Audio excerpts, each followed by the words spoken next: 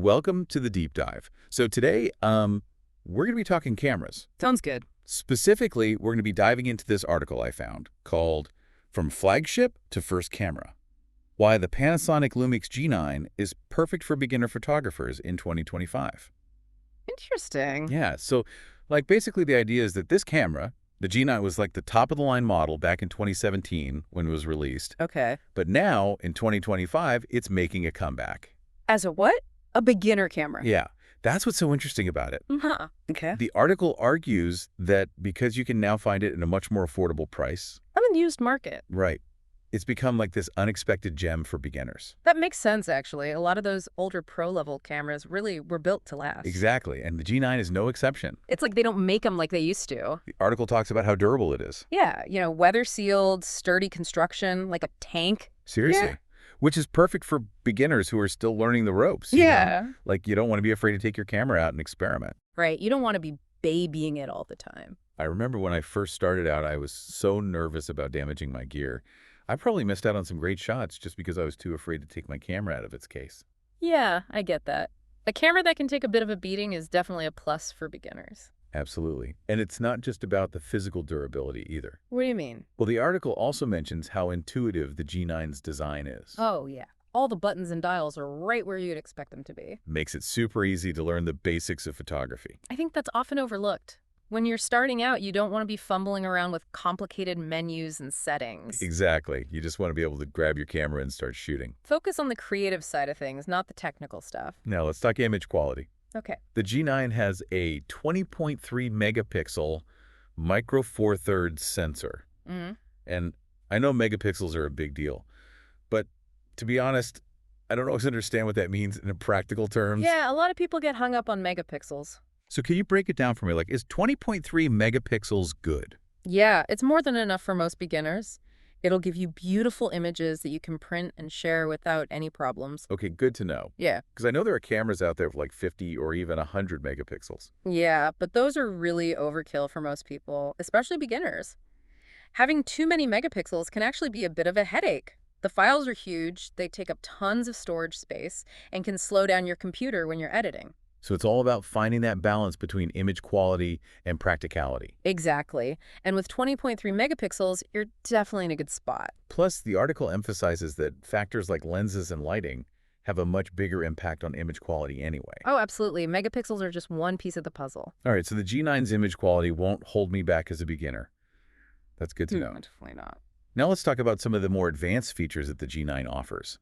Things like in-body image stabilization and high-speed burst shooting. Okay, those are some fun ones. Yeah, I'll admit, I don't fully grasp what those features do or why they're important. Well, image stabilization is like having a steadying hand built right into the camera. It helps counteract any slight shaking or movement. So it's especially helpful in low-light conditions when you need to use a slow shutter speed. Exactly. And for beginners who might not have the steadiest hands yet, it's a real game changer. It can help you get sharper photos even if you're a little shaky. Mm-hmm. And then you have burst shooting, which allows you to capture a rapid sequence of images with a single press of the shutter button. Oh, I see. So if you're trying to photograph a bird in flight or something like that. Yeah, anything that's moving quickly, burst shooting can be incredibly useful. Makes sense.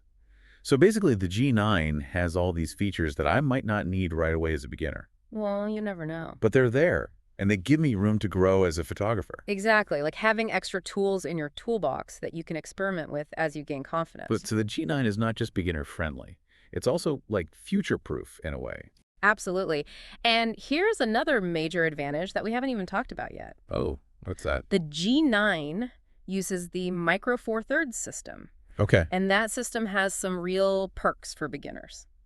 Like what? Well, for starters, Micro Four Thirds cameras and lenses are generally smaller and lighter than other camera systems. Oh, yeah, I've heard that. So it's less intimidating for a beginner to carry around. Exactly. You don't want to be lugging around a heavy camera that feels like a brick. I've been there. It's not fun. A smaller, lighter camera just makes photography more enjoyable, especially if you like to travel or just want to walk around and capture everyday moments. I could definitely see the appeal of that. And then there's the affordability factor. Micro Four Thirds has a wide selection of lenses, and many of them are very budget-friendly compared to other camera systems. So I can experiment with different types of photography without having to spend a fortune on lenses. Exactly. That's a huge plus. It allows you to discover your photographic style without breaking the bank. Now, the article also mentioned something called depth of field control. Can you explain what that means? I'm not really familiar with that term. Sure. Imagine you're taking a portrait and you want the background to be blurry while your subject is in sharp focus. Oh yeah, I love that look. It's called a shallow depth of field. Okay. Now, Micro Four Thirds cameras, because of their sensor size, tend to have a deeper depth of field, meaning more of your scene will be in focus. And why is that a good thing for a beginner? It can be quite forgiving, especially when you're still learning how to control focus. How so? Well, with a shallower depth of field, even a slight miscalculation can result in your subject being out of focus. But with a deeper depth of field, you have a bit more wiggle room. So you're more likely to get sharp photos, even if your focusing isn't perfect yet. Ah, that makes sense. I remember being so frustrated when I was starting out because so many of my photos were blurry. Yeah, it's a common problem for beginners. A deeper depth of field can definitely help with that. So Micro Four Thirds basically gives you a bit of a safety net while you're still learning the ropes. Exactly, takes some of the pressure off. All right, so we've established that the G9 is a solid camera, especially for beginners. It seems like it. It's durable, easy to use, takes great images, and it's part of a system that offers a lot of flexibility and affordability. Sounds like a winning combination.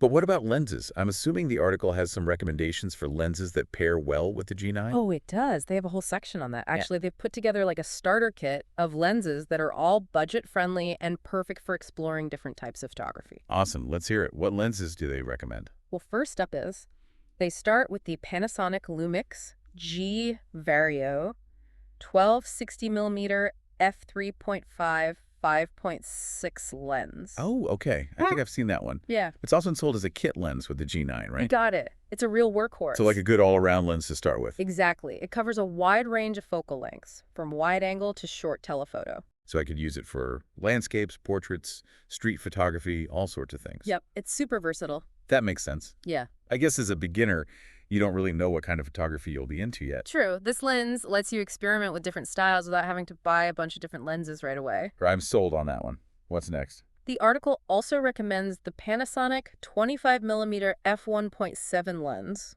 Oh, yeah. I've heard good things about that lens. It's like a classic, right? It is. It's often called a nifty 50. Nifty 50. I'm not familiar with that term. It's a bit of photography slang, but it basically refers to lenses that have a 50mm focal length on full-frame cameras. Okay. And on the G9, with its smaller sensor, the 25mm lens gives you that same classic 50mm field of view. I see. So what's so special about a 50mm lens? Well, it's all about perspective. Mm-hmm. A 50mm lens sees the world in a way that's very similar to how our eyes see it. Oh, that's interesting. Yeah, it's not too wide, not too zoomed in, just a natural, comfortable perspective. Okay, that makes sense. So it's a good all-rounder like the 12-60mm, but with that specific 50mm look. Exactly. Plus, the 25mm f1.7 has that f1.7 aperture, which means it lets in a lot of light. Right, aperture controls how much light enters the camera. I remember that now. And a wider aperture like f1.7 is great for low light situations. And it also allows you to create that blurry background effect, right? Yep, where your subject is in focus and the background is all soft and dreamy. That's my favorite look. It makes photos look so professional. It's a classic for a reason. All right, so we've got the 12-60mm for versatility and the 25mm for those beautiful portraits with a blurry background. What else? How about another portrait lens? The article suggests checking out the Olympus 45mm f1.8. Another one? How is this one different from the 25mm? The main difference is the focal length. The 45mm gives you a slightly tighter field of view. Meaning I'd have to stand a bit further back from my subject. That's right. And this can actually be really flattering for portraits because it compresses the background even more. Making the subject stand out. Interesting. So it's like having different tools for different effects. Totally. It's all about having options and finding what works best for you. Okay, what about something super compact? I remember the article mentioning a lens that was really small and lightweight.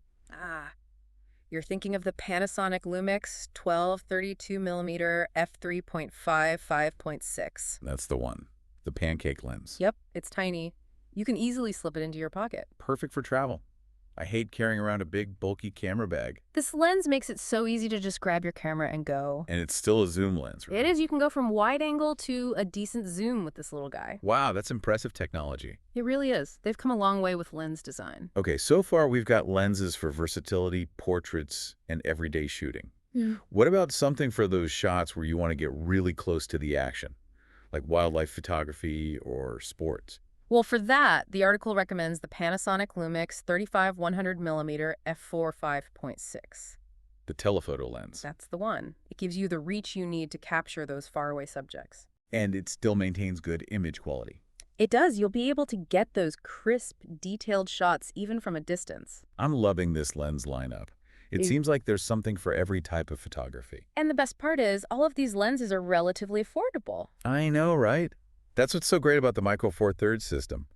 You don't have to spend a ton of money to get a really solid set of lenses. It makes it much more accessible for beginners. Absolutely.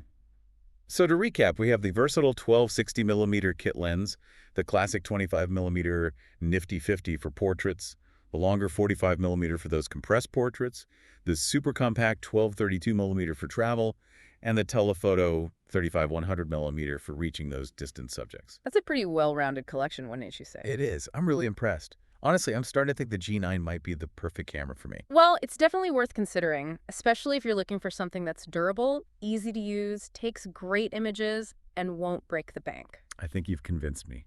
But remember, it's not just about the gear. What do you mean? The article emphasizes that the most important thing is to actually get out there and use your camera. Oh, right. Practice makes perfect, as they say. Exactly. Experiment with different settings, try different types of photography, and most importantly, have fun. I love that. Sometimes I think we can get so caught up in all the technical stuff that we forget to just enjoy the process. It's easy to do. But photography should be fun. It should be about capturing moments, telling stories, expressing yourself. Well said. The article also ends with a quote that I thought was really beautiful. Oh yeah, which one is that? It's from the photographer Leo Liang. She said, "Photography takes an instant out of time, altering life by holding it still." That's a great quote. It really captures the power of photography, doesn't it? It does. It's about freezing those fleeting moments, preserving memories, and sharing them with others. And the G9, even though it was released back in 2017, can be the perfect tool to help you do just that in 2025. It's like a time machine, in a way. Sort of. It allows you to connect with the past and the present through the art of photography. I like that. And you know, it's funny, when we started this deep dive, I was a bit skeptical about the idea of a camera from 2017 being relevant in 2025. Yeah, I get that. It seems counterintuitive at first. But now I'm totally convinced. The G9 is a fantastic option for beginners.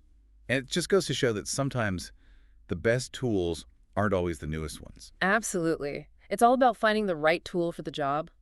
And sometimes that means looking to the past to find something that's still relevant and even better, more affordable today. Well said. Yeah. I think we've covered just about everything there is to say about the G9. Yeah, I think we've pretty much exhausted that topic. But before we wrap up, I think there's one more important point to make. What's that? Well, you know, we've been talking about the G9 and all its amazing features, and it sounds like a fantastic camera. Yeah, it really does. But I think it's important to remember that.